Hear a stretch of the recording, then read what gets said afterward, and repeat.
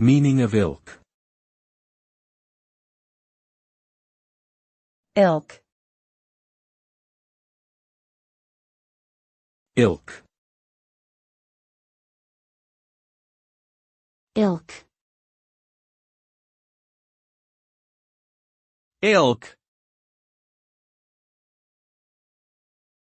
Ilk refers to a type, kind, or category of people or things, often used in a negative context to describe something undesirable or inferior. It is frequently used to emphasize that something is typical of a particular group, often with a negative connotation. For example, one might say the politician and his ilk are corrupt to suggest that the politician is part of a larger group that engages in unethical behavior. Overall, ilk is a somewhat old-fashioned word that is not commonly used in modern English, but can still be found in formal writing or historical documents.